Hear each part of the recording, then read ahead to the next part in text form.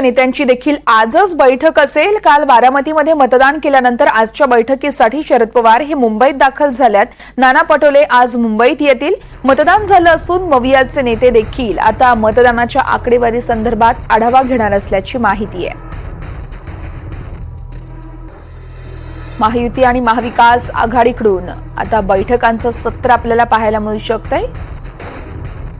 महाविकास आघाडी तसेच महायुतीच्या नेत्यांची आज बैठक होतीये।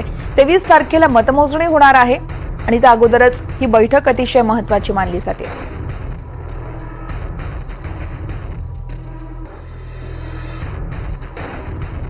आणि या संदर्भात अधिक माहिती देण्यासाठी आमचे प्रतिनिधी सागर कुलकर्णी आहेत आपल्यासोबत। सागर, आपण पाहतोय काल मतदान पार पडलंय आणि अर्थातच 23 तारखेला सगळी गणित समोर येतील। मतदानाची आकडेवारी तर समोर आली आहे, त्यानंतर आता राजकीय घडामोडी घडतात। मग महायुती असो किंवा मग महाविकास आघाडी असो, आज बैठका आहेत। बैठकांच्या केंद्रस्थानी नेमका कोणता मुद्दा असेल आज?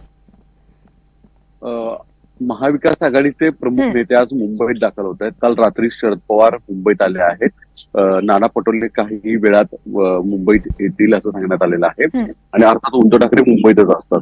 तर या सगळ्या घडामोडीच्या दरम्यान चर्चा अशी आहे की पक्षांतर्गत ज्या महत्वाच्या त्यांच्या गाठीभेटी आहेत त्या होतील। सगळ्यात महत्वाची गोष्ट म्हणजे पक्षांच्या अंतर्गत जे सर्वे आहेत, एकतर एका बाजूला मतदानाचा टक्कावारी जो आहे तो वाढलेला आहे टक्के, आणि अशा परिस्थितीमध्ये त्याचा नेमका फायदा कुणाला याचा एक अंतर्गत इन्फॉर्मेशन जी आहे स्थानिक पातळीवरनं सर्व नेते घेतील असं सांगितलं जात आहे।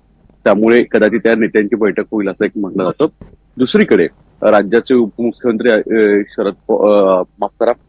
देवेंद्र फडणवीस आणि अजित पवार हे देखील मुंबईत दाखल होत आहेत। आज महायुतीच्या नेत्यांची देखील एक महत्वाची बैठक होईल असं सांगण्यात आलेलं आहे।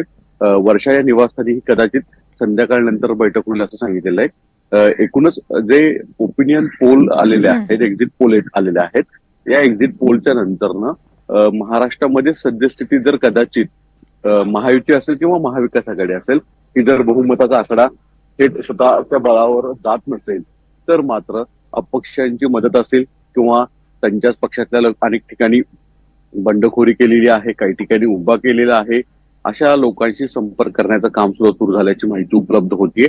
आणि कदाचित जर निकालाच्या दिवशी काही बहुमताचा आकडा जो आहे, महाराष्ट्रामध्ये बहुमत मिळवण्यासाठी 145 पेक्षा अधिक आमदारांची संख्या लागते, ती जर महायुती असेल किंवा महाविकास आघाडी साध्य करू शकत नसेल तर मात्र कदाचित इतर मार्गांच्या माध्यमातून लोकांना संपर्क करण्याचा प्रयत्न सुद्धा या 2 दिवसाच्या दरम्यान होईल। त्या दृष्टिकोनातनं काही महत्वाच्या घडामोडी आज होतील असं सांगितलं गेलेलं आहे।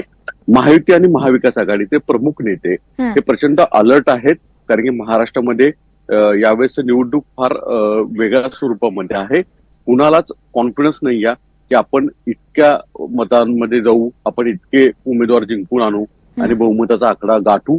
जर कदाचित बहुमताचा आकडा गाठता आला नाही, कुठे वेगळ्या ठिकाणी गणित अडकलं तर मात्र पर्यायी व्यवस्था काय करायची या दृष्टिकोनातनं महत्वाच्या घडामोडी आज आणि उद्या मुंबईत घडताना दिसतील।